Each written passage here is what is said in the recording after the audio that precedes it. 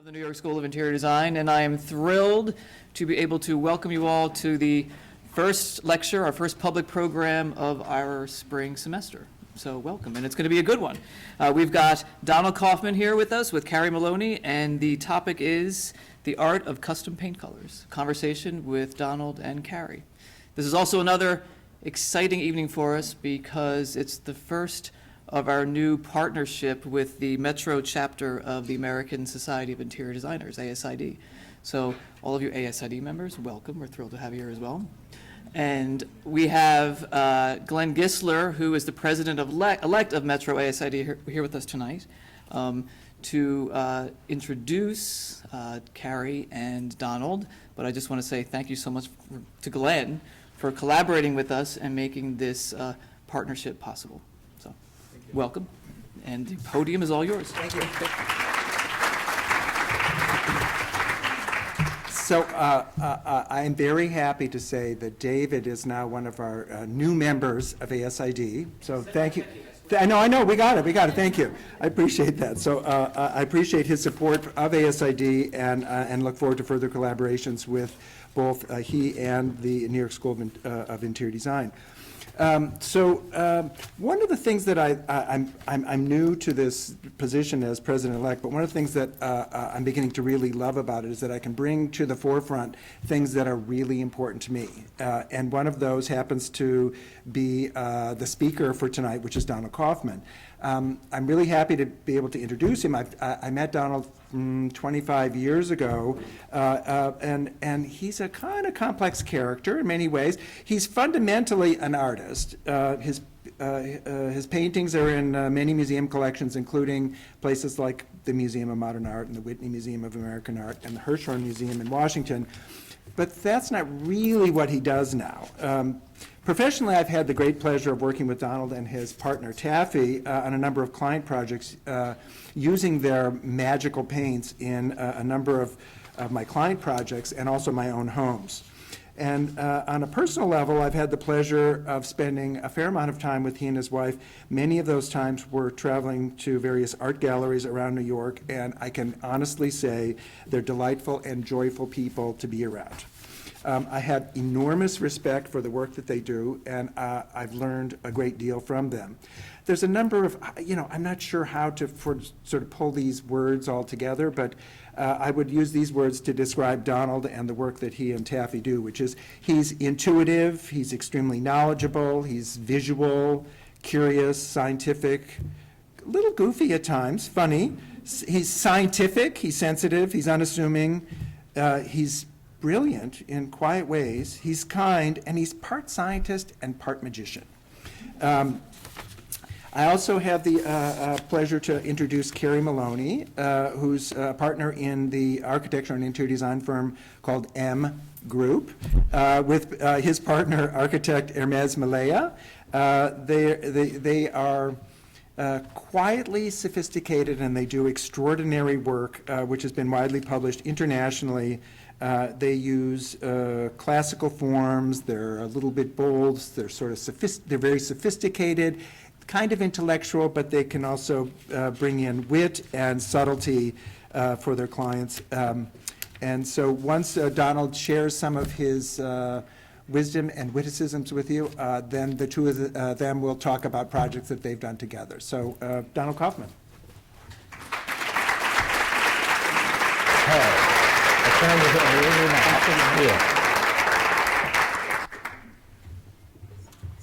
Good evening. I'm Carey. This is Donald. And let's see if this is going to kick back on. Oh, thanks. Sorry. We'll get it going in a second. Just went to the screen. As Glenn said, Don and, didn't say this about us, but Don and M Group have worked together since probably 25 years. We'll show one of the jobs we did first. And our offices now are across from each other, so we're great friends on many levels. But we have a long history and we only use, literally every project we have ever done, since we first did a project with Don, has been a Donald Kaufman custom color. That's how, that's how important it is. And many times, clients will sort of pipe up in the beginning and grimace at the invoice initially. Not one person has ever not gone back the second and third and fourth job to use Donald Kaufman color. So that's how we can sort of start the process. But, sorry, Greg?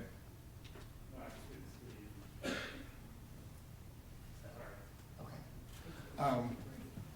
Anyway, we're going to basically get a lot of theory and science with some examples of our work thrown in to give you the setup. And, right? What do you think? That's it. Inviting questions all Yeah. along the way. And I was about to say, the thing is image driven. So without the images, here we go. So there's Donald Kaufman color, and there's Don in his workroom. Is there, can we lower the lights a little bit, or I'm just Actually, putting it on the side? Sorry. Technical. I think you're.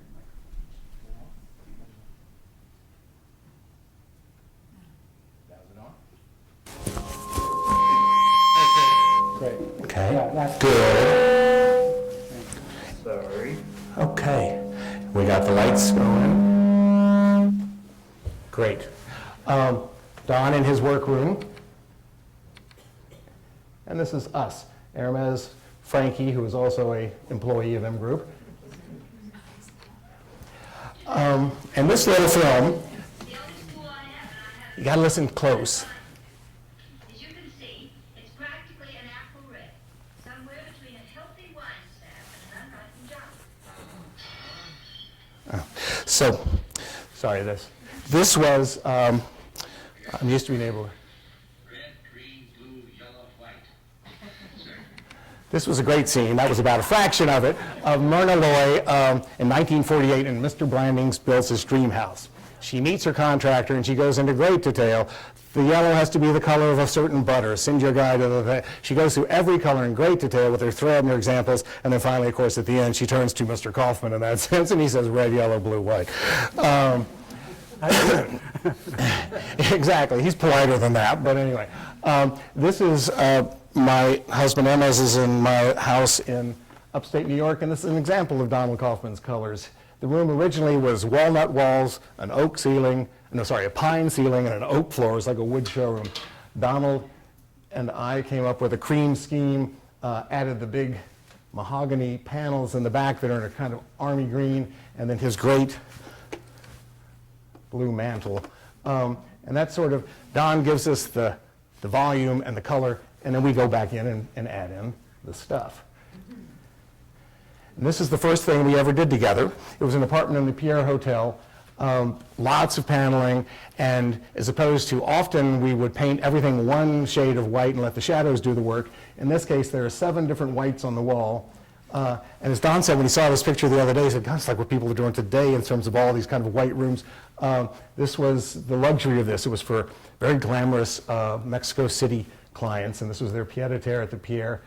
Incredible impressionist paintings as a Gauguin at the back, a Modigliani, and the whole luxury of this was it was just all these kind of whites playing off each other. If you use 7 whites together, they bounce off each other and sort of create a better white. There's also nothing like working with fabulous art. There's just nothing like it. Work for nothing if you have a client who's got great paintings. So, Well, we have, I think, based our whole career on figuring out that there is a hidden secret for a paint, which is hidden in the paint film. There's a film on walls about 6 mils in thickness that hides the events of pigment interaction that are happening inside a paint film. So what I did was make a list of materials that all of anybody who's in this design profession has to use, or is more or less forced to use, since paint is almost something that can't be avoided, and to try to put them into order of quality, because as we all know, different materials have different qualities. And paint used to be wonderful when it was toxic. The less toxic it got, the worse color it rendered, and the less quality it had in relation to wood and fabric and other materials. So we obviously love anything manufactured by nature, wood, stone, fine art. Fabrics are woven with multicolored threads, and we've worked with some fabric companies that weave red, yellow, and blue filaments together, and that's why carpet manufacturers have to advise clients that when you move from different light sources or in different rooms, the carpets are going to change color. All of these materials that are either made by nature or made according to nature have these natural, changeable color qualities that produce scintillation and other things that people who are designing spaces find very positive, except for paint. So with regard to wood as one of the ultimate materials, we hate painting wood. When we're asked to, we avoid it like the plague. And one of the reasons is because there's nothing quite like the depth that can be achieved with wood. And we consider depth as a very positive quality in our life, in people that we know, experiences that we have. So why shouldn't we consider depth the most positive thing in terms of the materials that are surrounding us in our shelters, which seem to be becoming more important every day compared to what's going on in the world. And this, of course, is a room which thankfully doesn't have anything else in it but wood. Every surface is articulated with it, and you can't not duplicate the richness of a natural material, even with no matter how much you try. And in this case, when we do wood rooms, it's all about the finishing. You can build a beautiful wood room, but the buck stops with the finisher. And we use, this was all French polished. It allows you to tint the colors, it allows you to correct things, and it ends up with a beautiful waxed kind of finish. People ask us if we do wood finishes, and we used to until we found out that if we tell a contractor how we want him to make the finish, he will do it the way we said, and when it comes out the wrong color, he'll say, well, you told me to do it that way. So now we let every expert that we work with do their own thing because it produced the best result. We go back to Don with the samples, and then we work backwards.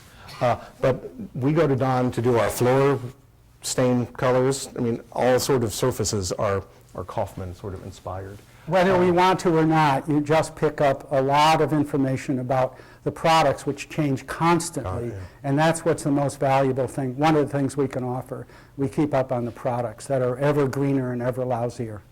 Yeah. This room is in the townhouse around the corner.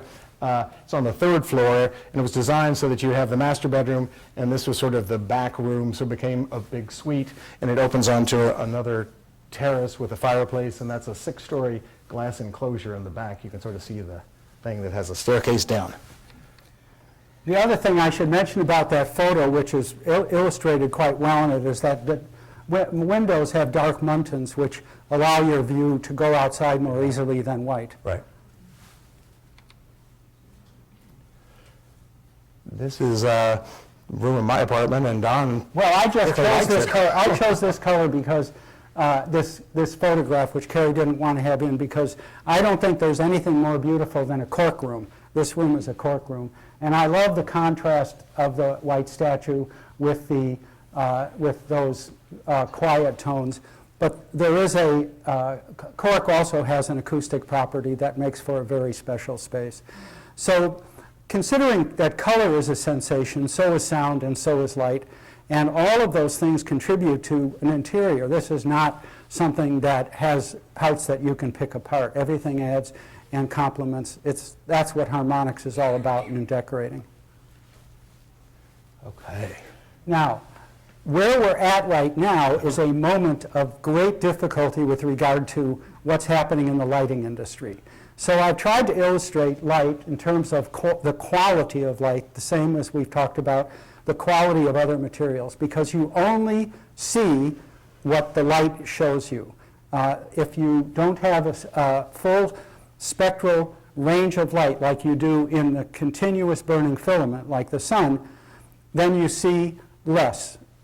Tungsten, halogen, and incandescent lights have a continuous burning filament, so they give you a full spectral range of response from the materials, but LED does not. LED is, so these show you that the curve up above is daylight, so there's a beautiful equal range of pretty high.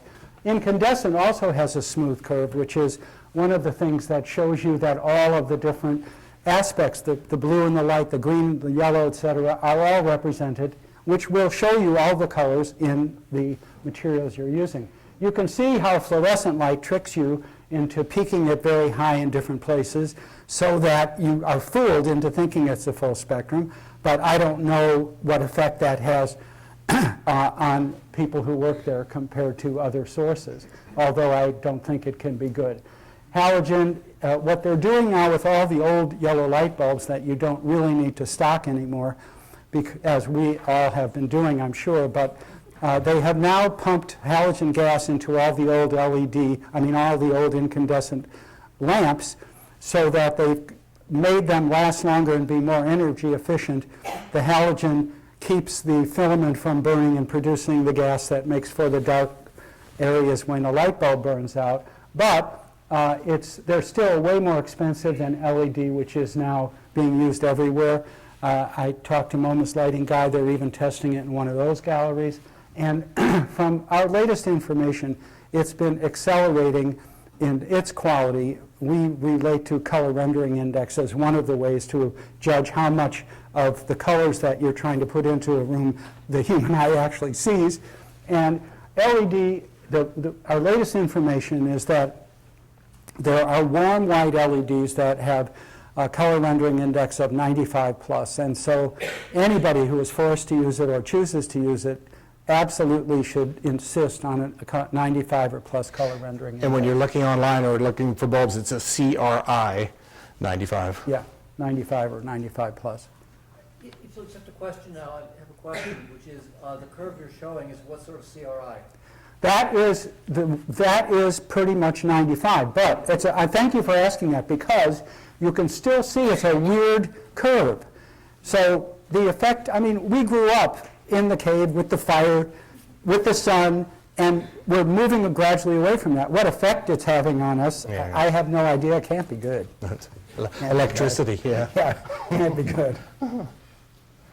I put this slide up because everybody sort of said, okay, what is color? And clients are always asking us about that. And the best definition I've ever found was coined by an anthropologist teaching at Columbia, Michael Tausig, who called it a polymorphous magical substance. And I think that gives you what it is. Because first of all, it is shape-changing according to, it's dependent on everything else around it, on the perception of viewers. Women see color, men have a 20% color problem seeing red and green, and women have only a 2%. So women actually statistically can see color more accurately than men. The substance part of it is what light is hitting off of that causes the human visual system to see it as one color or another. But there's all kinds of other things at play which I think adds to its magic quality. So I always go back to that when I'm trying to figure it out. Now, these are microscopic cross-sections of pigments in a paint film, getting back to the film I talked about. When you brush paint on a wall, what's going on in it is hidden from view, but these are pigments. And for every shape that you're seeing here, there's almost an infinite number of additional variations. If you want a lot of fun, look up pigment cross-sections or microscopic cross-sections of pigments on Wikipedia, and it's just wonderful visuals, as good as any art that you see around. And all those things are playing in these colors. When you see a color like this, it's made up of all of those crystalline shapes, which is what pigments basically are. And this is to illustrate that the colors on the bottom are what people call earth colors, which now are all synthesized chemically. There's nothing dug up out of the earth anymore.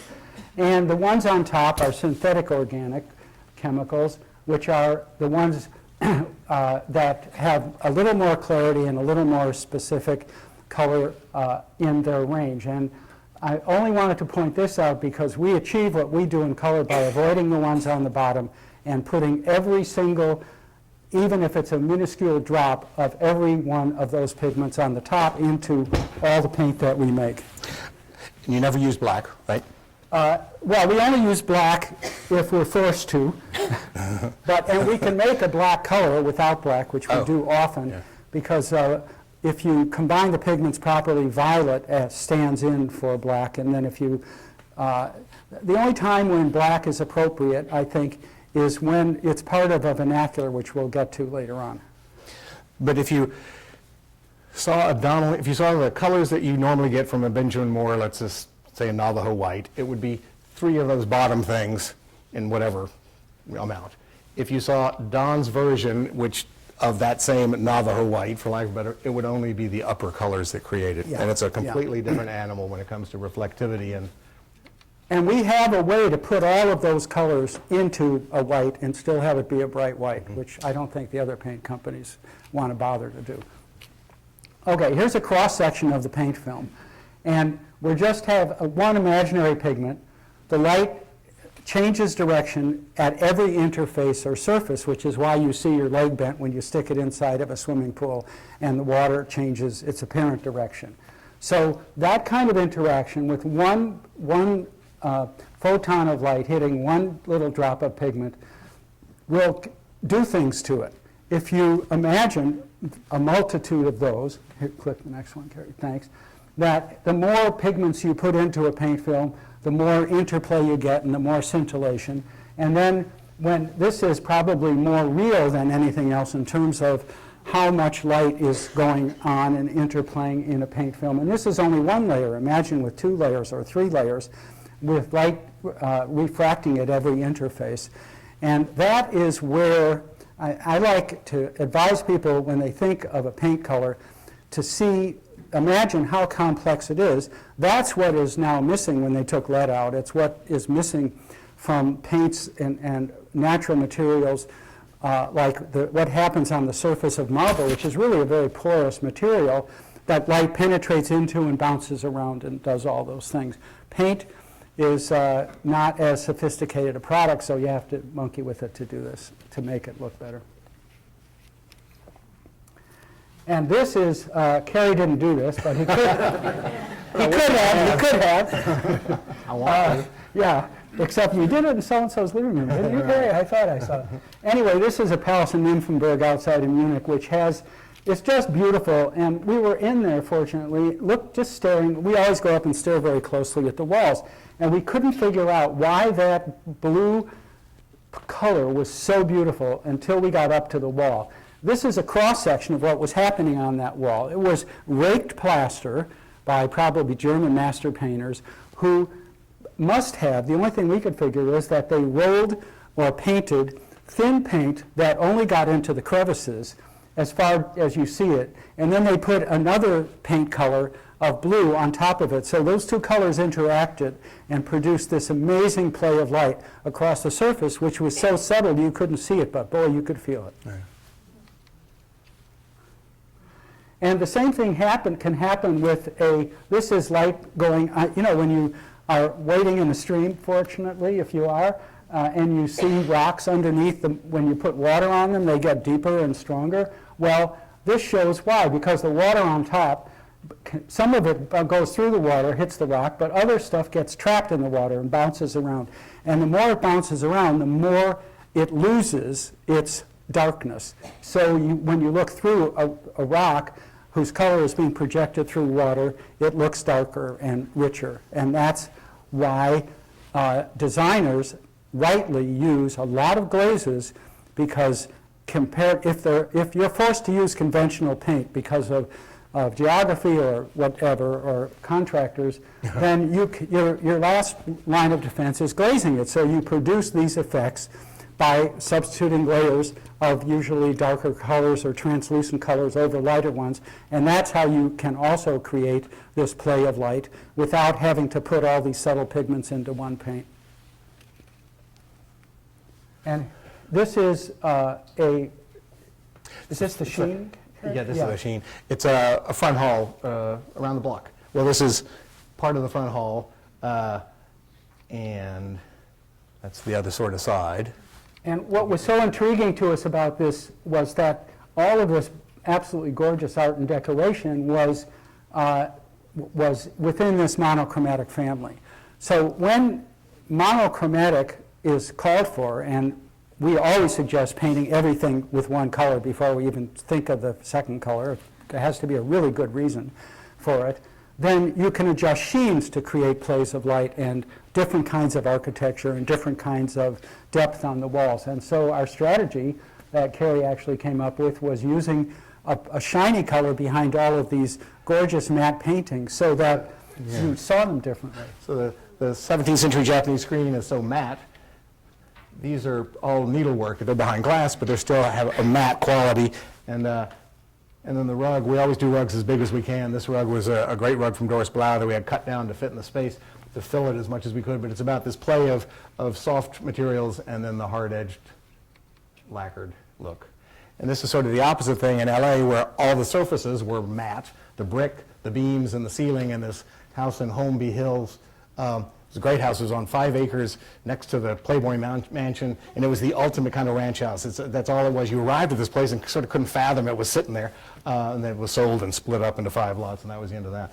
But the shiny floor is the element of glow in there. And what I like about the shiny floor, and I think it's most people wouldn't think of doing it because it can be something that is a little untoward, but it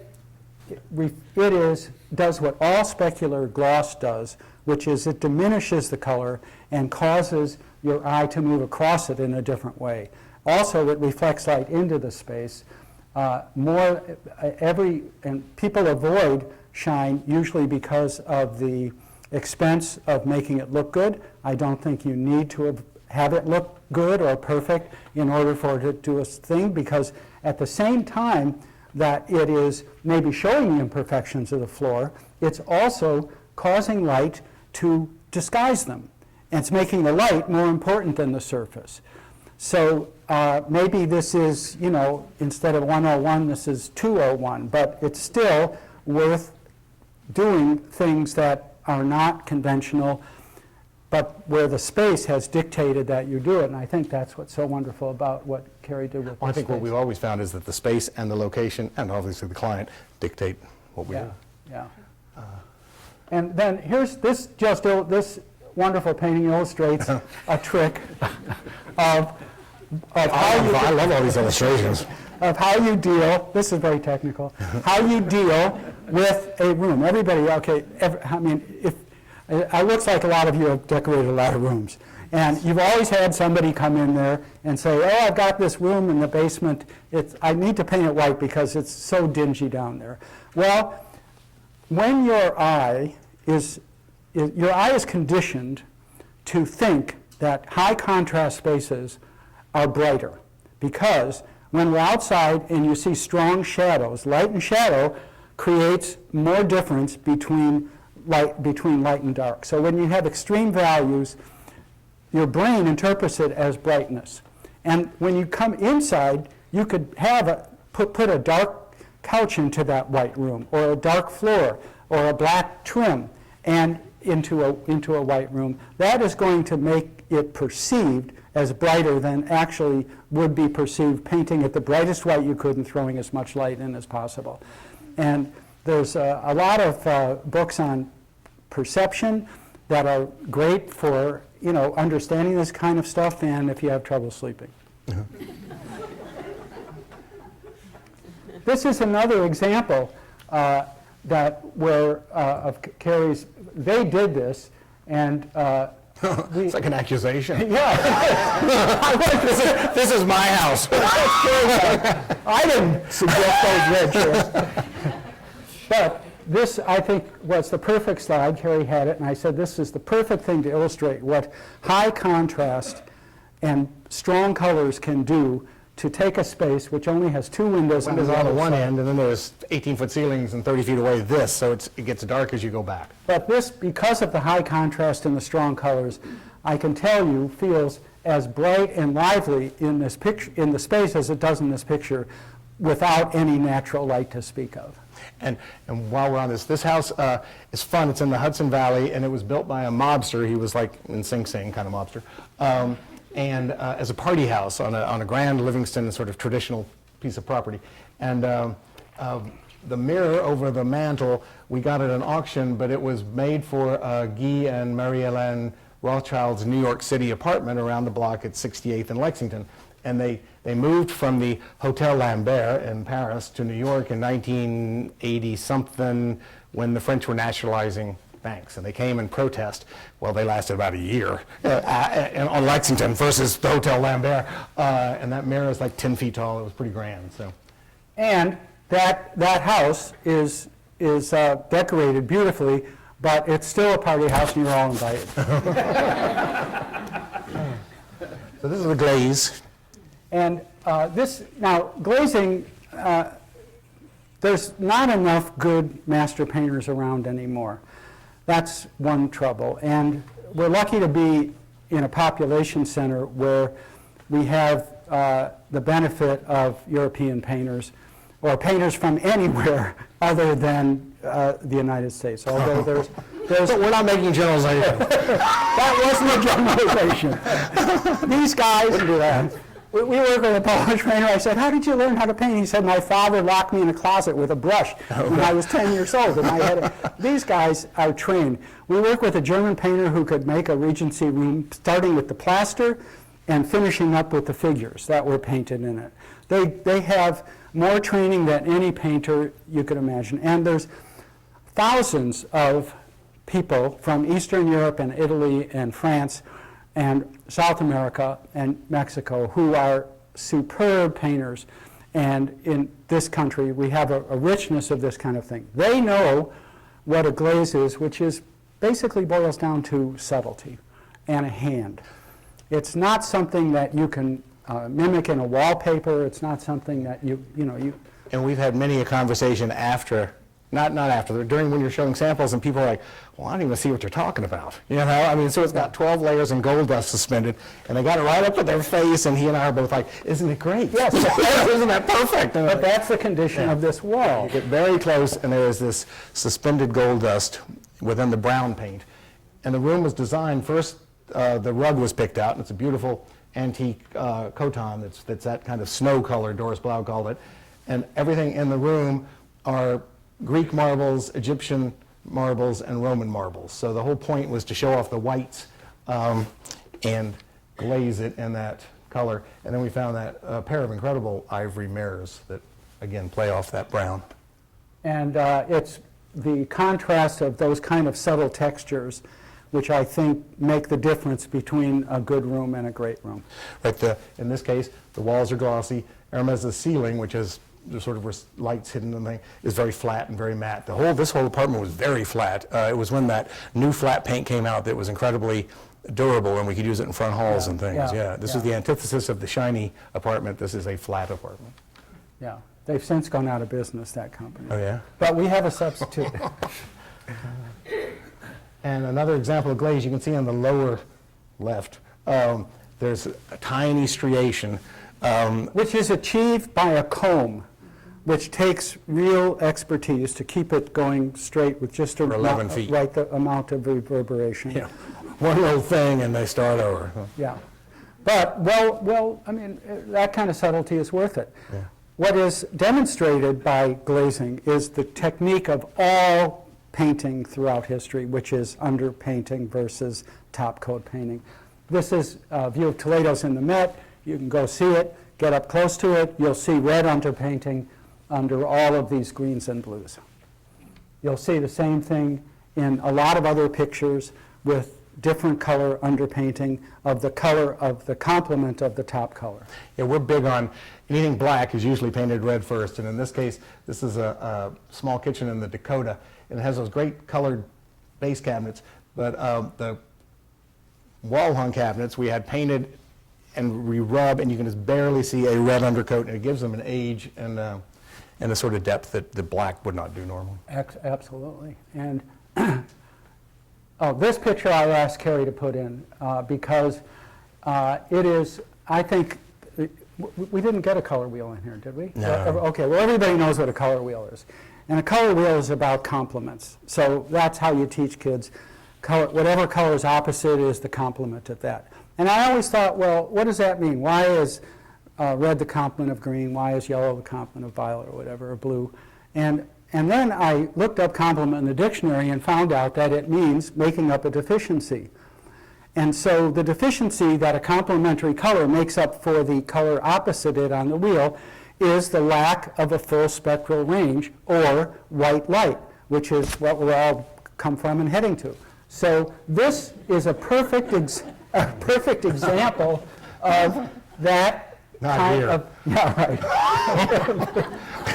Perfect example of complementary colors that are not obvious, but it's blue and brown, so it's yellow and blue. And if you've played around in one of those exploratory museums and seen how they make white light out of red, green, and blue, then you understand it happens differently with pigment, but it's still the same process. Your brain is interpreting a red, and it's also at the same time it's saying, where's the complement? Where's the complement? Because that needs to make up white light. So if you take the red away, you see the green after image. There's a million examples of how our visual system provides complements that aren't there. So it's the simplest thing in the world to provide the complement in a room. And this, with all the brown furniture and this gorgeous carpet that has both colors in it, I just thought this room was quite extraordinary in the fact that it's preserving the intensity of both of the major statements or moves in this room. So the wall blue, the curtain blue, that's, let's say, intensity level 2, and the chairs are the same level. They're not 3 or 1. They have the same intensity, which is another trick to avoid, unless you are used to 30-foot waves, then it's better to avoid sort of going way off and keeping the levels of intensities similar in a room. And if you are not, if you are confident to go beyond that, then you can always throw in a ringer, which sometimes really does something extraordinary. But otherwise, this has a serenity, I think, produced by those perfect balance of that orange and blue complements. And just to sort of put it into perspective, this house is our next door neighbor to the house that you saw earlier with the bar. So I mean, it's like this was the original house, which is a great Italianate 1865 former Livingston family house. And we just had it photographed for a magazine in October when all the foliage outside was brilliant orange, and it was great. Again, it really... So you can have dinner in the bar and then go there to walk get yeah, drinks Here's afterwards. the perfect compliment. That's Don's best friend. And this is another example of underpainting. Everything in the picture is the brown of the shadow. That went on first. If you take a close look at it, all that blue is just scumbled over the brown. So it's what adds the tremendous depth to the water. This slab we wanted to show you because it's a staircase with that double height living library earlier. This is in the front of the house, and it's real tricky, or rather it's not tricky for Don, but to get the color that goes down 6 floors, changing as the light goes down 6 floors, and has body and life at all 6 floors. When Taffy and I, who can't be here, she's in drawing class tonight, but when I came here originally, I have 2 lectures in New York about how we do things here. One of them came from Charlie Gwathmey, and the other one came from Carey. And the gist of the lecture was simple, simple, simple. He's simple. Yeah. So we don't need a lot of colors. We just need the architecture to organize them, because color in a space is about revealing and complementing the architecture. Our work is really best when we have great architecture or any architecture to work with. If we don't, then we're using color to move walls around, but we way prefer to have good architecture to help reveal and to fulfill. And in this case, this is one of those things, well, we could do all kinds of tricks going up this stair, but we didn't have to, because one color was the obvious way to do it all, and let the dimension of the stair, your passage through it, moving from one space to another, and the light that changes from the top to the bottom, do everything you need to, which you can do if you have a color that responds to the light. So I love when we can accomplish something as simple as this with really great architecture. You know, one trick that I'll share with you. The lantern there, you see the chain going down. There are 3 identical lanterns hung in the space. You never see more than one at a time, and people get all the way to the top, and they haven't realized they've seen the same lantern 3 times. But they would realize it if they were different. Oh, yeah, yeah. There would be something jarring and off.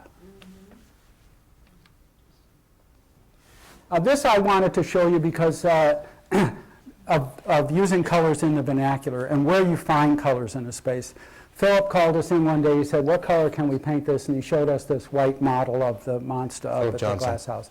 And we said, and we thought, well, what was, this didn't need to be a long thing, but we said, well, what colors are generic and emblematic and absolute are sort of bottom line colors in New England? Red barns and black asphaltum that they preserved beautiful 18th century salt boxes with.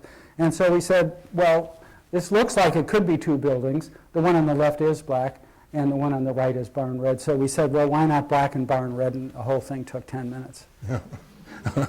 The good ones do. Yeah. I got a call a couple of weeks ago from a magazine that said, they needed a great neutral, and everyone had just come up with grays and beiges and taupes, and they needed it in 2 minutes, and what could I come up with? And I thought to myself, red. So then I picked up the phone and I called Don, and first thing out of his mouth is red.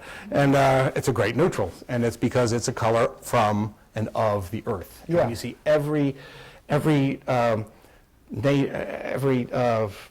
primary art from any part of the world has that red in it, whether it's African, Aboriginal, South American. It also can't be changed easily like other colors can, because if you add white to this, it's no longer red, it becomes pink.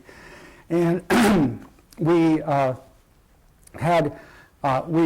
were in a meeting at the New York the New York Historical Society looking at colors for the Hellgate Bridge that was painted, and Robert Ryman, the painter, was there, and everybody sort of was looking around, well, what can we paint it, what can we paint it? So we painted it that everybody zeroed in on the tie Ryman had happened to be wearing, and that's how that $50 million bridge turned out to be red.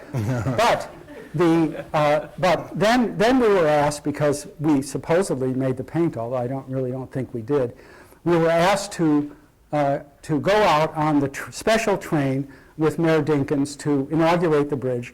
And so we mixed up the can of red that was matching what they were doing, and we brought it out there. And the idea was to give Dinkins a roller, and he was going to go into the can of red and put it on the bridge.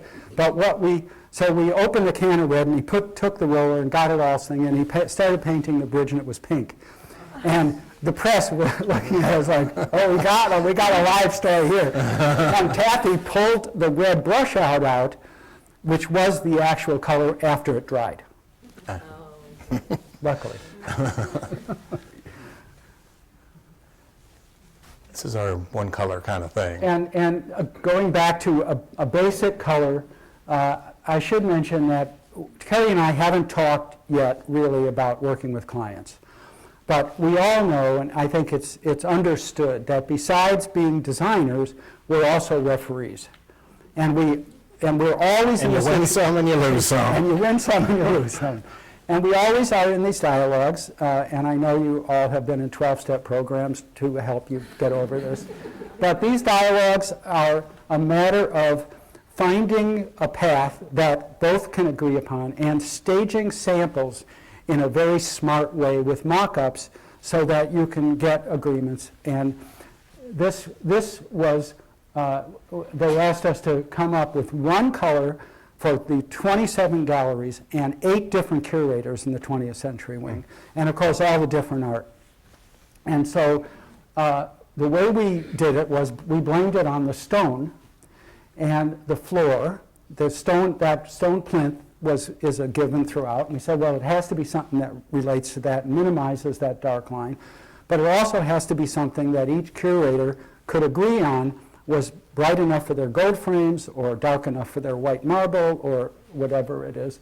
And so it just reminded us that it's wonderful to have a sort of creative vision, but every architect, I don't care how famous, and every designer has done a lot more than that by being referee and knowing how to stage and temper and ask for things that are realistic and to get something done so that at least 90% of all the great ideas can end up getting out there.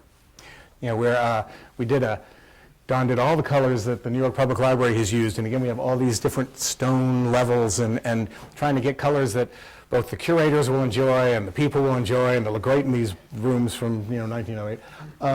We had one great, the Solomon Room, which is now it's a 5,000 square foot room, so it's big, 25, 30-foot ceilings. And Don and I came up with this idea to paint the whole thing peacock blue. It was an incredible color. We had this huge sample in the corner, and then the committee came in.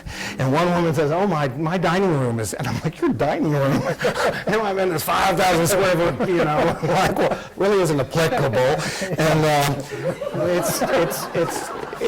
it's not peacock blue. Let's put it that way. It's a nice, calm taupe, but anyway, it would have been better. I think it turned out to be neutral, didn't it? Very neutral, very neutral. Still beautiful. Yeah, it's beautiful, because it was beautiful, but it would have been better with our color. Yeah.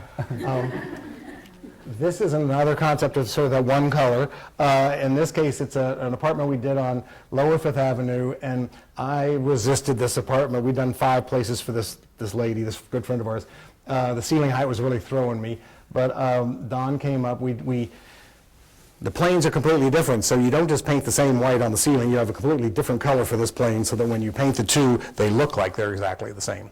And it does help with the illusion of height. Yeah, it does. And you can only do this kind of thing with mock-ups. Oh, it's all about samples. It's Big all samples. about Big It's samples. all about big samples,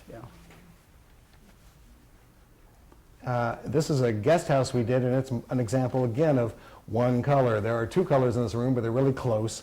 And the concept was to keep all these elements from the ceiling down to the ground sort of on the recessive side. And to make it into an envelope of one color, which is, I think, always desirable. And one of the ways it works, even though the ceiling is lighter colored than the walls, the pattern of the separations between the boards makes your eye feel that it's a darker color altogether.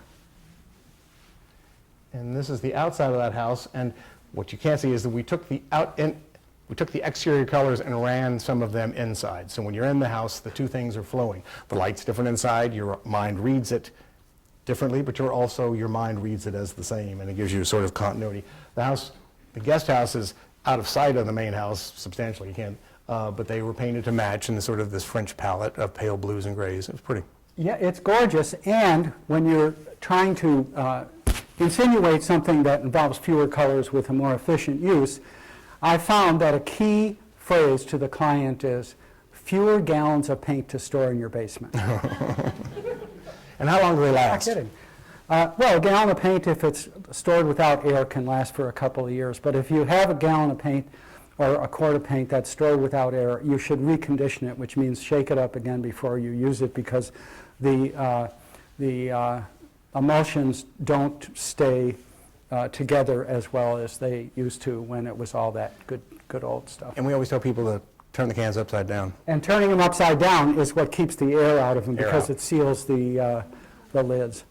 But But those 2 hints are all you get after Yeah, that. yeah. After a couple, it doesn't match after a couple of years. And earlier I was going to say, when we were watching Myrna Loy do her whole thing, in the old days, you hired your painter because they could mix paint. You had Janovic Plaza, you could go down there and look at squares, or you could get the painter who literally you would hold a piece of Brooks Brothers peach shirt, and they'd start working and you'd end up with it. That's completely gone now, and we all have to fend for ourselves. yeah, it is pretty much gone. And this I love, because this shows... Well, it shows how we actually come to a color. Let's just take, those are all the pigments we use up above: magenta, red, orange, yellow, 2 yellows, green, blue, and violet. And if you separate these drawdowns and consider each one having an addition of the one following, you can see how gradually you can change the color. You get big changes after you get out of the warm ranges when you add green to what the 2 yellows did to the orange to the red. Then it suddenly shifts to a much cooler shade. And if you add blue to the same mix, you have moved it farther in a cooler direction. And if you add violet, you hopefully end up with the beautiful gray that you're looking for. So that's how we approach thinking about colors developing over time. And then if you, I mean, it's like a piano keyboard. If you want a little more of a bass note, you just hit a little more of that grayer color. Well, and I think all this shows the incredible combination of art and science that Don's work requires, because it is very much, you could think it's 100% science or 100% art, but it's really pretty One of the remarkable. great paint ads of an old paint company we saw from the 40s, their advertisement was more colors than are needed to make the color.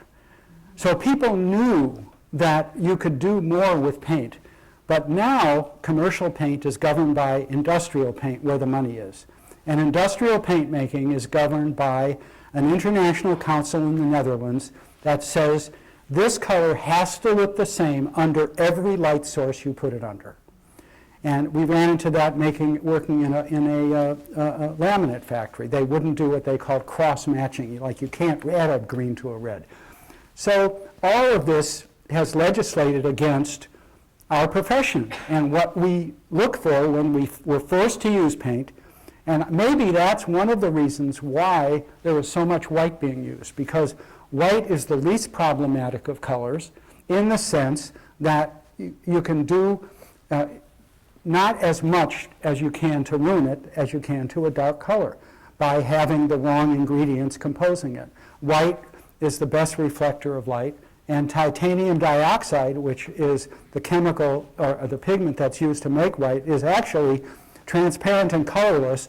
It just has the ability to scatter light better than any other white agent that's around that can be commercially available. So light scattering and scintillation is what you want. And if you want to have that plus use more interesting colors, then you have to use our paint. Well, so, do we have any questions? Yeah. It's not a question, it's a comment. I recently painted, had my apartment painted, wanted to use a white, and I went through hundreds of whites. I came up with one of yours because it matched a Wedgwood plate, a bone china plate. The room was painted. I had a photographer friend arrive after the place was painted and we were using it. She walked in, it was nighttime, she walked into the space and her first comment was, "What white is this?" And that's a powerful white. And she picked up on that color immediately. Do you mind if this blurb goes on our website? Speak up. Maybe, could you get a shot of this guy saying that again? Did you write that down? No, one of the great ones was we did this white hallway once, and the teenage son came in and said, "What'd you do to my wall?" Thank you. Glad to know that. Yes. My name is Sarah Blank, and Donald, you've always helped me. I'm a kitchen designer, and actually, I talked to you a few months ago about Yeah. whites, and I've used your whites many, many times on kitchen cabinets. Can you talk a little bit about paints on wood, primers used, and the impact of primers and what should be used prior to your paints being used? Well, question. very briefly, I can tell you that good painters you should always go with the recommendations for products, which is why we make our colors in standard paint, because they're used to it, that's how they make money. The dealers float their bills. So, painters don't have high margins. Paint is not a high margin business. So if you're with the painter from the beginning, you're going to get a better job. Most painters now will tell you that they love to prime wood with alkyd, white underbody, untinted Benjamin Moore white underbody or something that other paint companies have.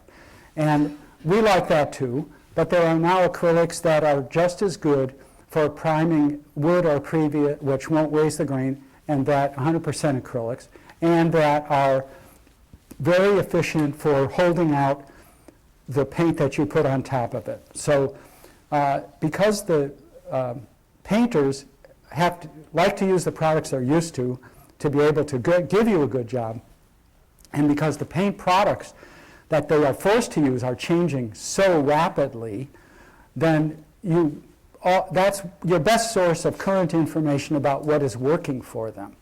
And that's how I think you solve the problems, not from people who are, off into the color ozone.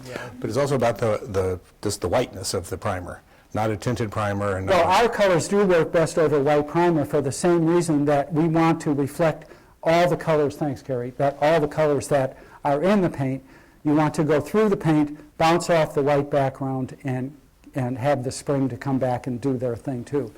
Although, for deeper colors, we have primers that we use our same formulas in the primers, so we get a head start. But we always, if we're going into a job and people say, when should we come in? We'd say, well, it's not only important to have the walls up to know what the light is doing and running around in the space, but it's best to have the walls all primed white, because that tells you what the actual light is doing, and from there you can go to the color. The best thing to do is go from the partitions to the light to the color, which is why now we're delayed on a lot of jobs, because people call and we say, well, what kind of light are you using? And then we go into the LED thing, and they say, well, I never thought about that. But it's best if you do, because LED is peculiar, and it does all kinds of things that I don't understand at all. We had to paint the top of baseboards once to glaze them darker than they would ordinarily be, because the LED light was producing this bounce that was like a bright line that was much brighter than it would have been if it was an incandescent source. So LED is tricky, and you need to mock it up. And God forbid you have blue paper on the floor when he comes in. That's the end. I've been taking it up myself. Or the windows, yeah, or the windows, yeah. Hi. So when you sample paint, you walk into a room that's already been painted, let's say a sienna color. Yes, but I want to interrupt you for a second about sampling, because Carey and I do something that is so effective and it's so simple. You gather, and first a comment about whiteboards and all this stuff. It's the worst thing that has ever happened to decorating. Oh, wow. I've never done one. That's great. It is so counterproductive, because what you're doing is taking all the colors and materials you're using and putting them in different places with white between them, which is not what happens. So what Carey and I do is, Carey brings in all the samples, the floor, the fabrics, and all this stuff. We look at the drawings, the rugs, we make them all into a big pile and then start throwing paint colors in them. And by doing that under the right light, you can, and focusing your vision on that pile, you can envision spaces way better than you can midway through a paint job when you have no idea what's going on. $500 later. Yeah, exactly. And that is the best thing to avoid, having to make samples, because samples on the job are never when the job is far enough along. I mean, if you can make samples that are successful, if somebody has a beautifully furnished apartment and just needs a new color, that's one thing. So we paint them on panels, sometimes to bring in so we can move them around and change them. And one of the fanciest decorators, that really wonderful decorator we worked with who was from London, we were doing a house together in Sun Valley, and he was, somebody said, well, what is that going to look like? And he went over and started picking up big pieces of stone and hauling them over and putting them down, because he understood that was more valuable than all the talk and all of the theory and everything that was going on. It's all about focusing on this material under the right light, and then, Right light though, is it natural light? well, it's a combination of natural and we've made colors in New York that we thought were perfect for LA and take them out there and they look like mud. Right. And that's happened to us. Mexico. Or Mexico, yeah. That's why we try to work at the site specifically, or with people like a designer who we have a relationship with, who will then go to the site, and we can work together that way. We do that in our, now we're having more of a studio program of doing that for everybody, because it's so expensive to fly around. But controlling mock-ups early on the site only works, I think, with exteriors. Because exteriors, you cannot pick an exterior color without a mock-up. It just doesn't work. We just have never spec a color without seeing what it's going to look like on the side of a building.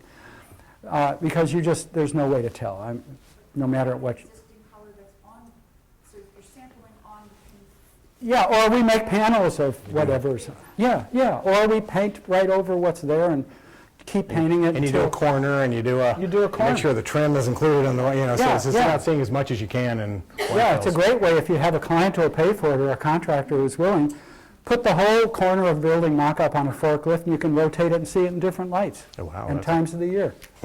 Yeah, that's the best. Can't wait to propose that one. I'll propose it. It'll backfire on me. It's my favorite thing to propose. Makes everything else seem so easy. Yeah, it does. We won't do that, but we'll yeah. What is the magic of lead versus titanium? It's obviously very different. It's perceived entirely differently, and it goes on differently. Everything about it's different. Yes, and What are it's... the parameters? It's not only lead, it's the lead ingredient along with the alkyds that could be used then. So it's a different matrix of the paint that gave the paint a more of a mineral content than paint has now, which is made by artificial polymers. And so it is, in that sense, the ingredients in the paint besides the lead were also more natural. So it was more like, digging up stuff, how beautiful that the ochres, the raw ochres in the Luberon or in Italy that they slap on the building, and then the fact that they don't use moisture barriers makes the moisture coming in and out of that stone evanescent and do all that. Well, lead, being this natural ingredient on your wall, had the properties that would respond more to natural conditions, and that's, I think, what made it more beautiful. There used to be a great product called Benjamin Moore Sani-Flat that used, without the lead in it, still used those old alkyd resins, and that was eliminated probably 20 years ago, unfortunately. But that was a beautiful paint, too. So now it's a matter of tweaking tweaking different products to make the same kind of stuff, but using different means, that's all. So I have two questions. The first is, what's the source of the pigments that you use to create your hues? Oh, we use standard pigments because we're not in the paint business. We don't want to, we would like to use a lot of different ones, but we have found that there's increment dispensers in every paint store almost in the world that have all those pigments in them. And so they're there, but they have a system that says you can't use them. So that's easy. The only place we didn't find green in an increment dispenser was in Ireland. I don't know. Then my second question Yeah. is, what are your thoughts about pairing certain hue values with certain sheens? Lighter with, a more flat matte sheen, darker with, what's your thought on that? Let the project dictate. That's where there's so many, it's an infinite number of options like colors. And I think if you can see a project in terms of how it's used and what the spirit of the space is, then it starts telling you things. If you leave yourself open for it and consider, well, what if, well, what if, well, what if, and then you do minimal testing, you come up with things that are much better than just saying this is how it is. And I'm not trying to avoid the question, but I am. I'm making it your job. John, Yeah. can you share with people, on one hand, it's sort of empowering to hear this information, but then it also adds more fear to the process. Now, how do I work with Don Kaufman? How do I access this? It's... Well, there's two ways. You can buy our paint online. We're going to be selling the pigments soon without the paint as a retail item that anybody can buy and then dump into their local bases. Or you can call Gil in our studio and he will give you a menu for what it costs to come and work with us in different bases. Mostly we're welcoming people from the trade. Yes. In terms of trims, what kind of finish do you prefer? Like, what's more appropriate to use in trims? Well, for trim, I'll tell you what painters like the best right now. They like Benjamin Moore Advance Satin. It yellows a little bit, but they get a better job with it, akin to the old Satin Impervo. Satin Impervo and dull Ameleg are still the products which, when we mention them on a job, and old-time painters get this wistful look in their eye and start genuflecting, oh, if we only had it. And there are stashes of this old stuff hidden all around the country. There are. Okay. That makes me nervous on some level. I don't know if we can get it for you. Anything else? Yeah. I once used a color in a room which had a lot of breaks in the ceiling and on the walls and so on. It was supposedly a meditation room. And I chose a color that's called autumn crocus. It's a commercial color. Yeah. I was surprised that because of the brilliance of the color, it reflected on the walls and the shadowed areas and so on, and diminished all the plain changes. How can that be achieved in other colors? It's just this one color that I've achieved it with, nothing else. What was the sheen? Matte. Matte. And what was the color? Bright? Autumn crocus, it's a lavender blue color. It's fairly bright. Well, I have a theory about that, which is that your brain is probably interpreting it as a sky. Okay. So you're making that connection, or your whatever is making that connection, and that's what's diminishing its vision. You know, our vision grew up, our vision evolved in black and white, and color was way after that. And it evolved looking for contrast. You know, predator or prey, light and dark, movement came before anything. So all these subtleties of color evolved later in our human visual system, and so all of the connections that you can imagine are almost infinite. And there was an article in the Times now about this weekend about the connections that they've just discovered with, brain wave activity in relation to music, which seems very fundamental compared to even vision. Or below that. So there's a lot of stuff going on. I think as designers, a lot of that experience comes from trial and error. And the great thing the great privilege of our job is working with designers and not having to think this stuff up ourselves. They give us so much information and so much possibilities for variation within a context.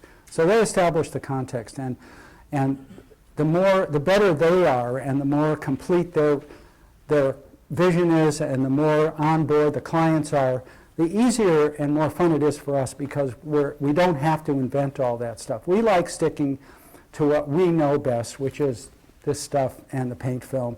And we've had a few excursions into the decorating world which have been disastrous. Not happy. They come and whine to me. And I'm not sure now, but this may be one of the first lectures we've ever given that no one is going to bring their carpet up and ask us what goes with the color. Well, we always find, too, and we both have the same experience, you get calls after something that's in the magazine, and could you please tell me what color that is? Well, I can't, because it's a Donald Kaufman custom color that the client has paid for, and it's really sort of theirs. But also, I can't tell you what that color is because you're not really seeing that color, and they get sort of irate, and they say, no, turn the page, and there's a second page of that same living room, look completely different, right? Yeah. So I can't tell you the color. So it's an interesting... And along those lines, avoid making any kind of choices on a monitor. Yeah. Yes. Right. I mean, Black and white photographs. You just have to see the little, I don't care how small the piece is, it's better than the biggest image on a monitor. Right. Yeah. Thank you. Fantastic, really amazing. Thank you so much for taking the time tonight. I just wonder, you're so enmeshed in this and deeply passionate, and was there a moment, growing up, you were 5 years old, you saw a shadow on a wall, a certain color, you're like, oh my God, I'm going to do this. When did you know that you were going to pursue this? When my when my dealer, Richard Feigen, stopped my stipend, I thought I have to do something else. You asked the question. It's okay. It worked out fine.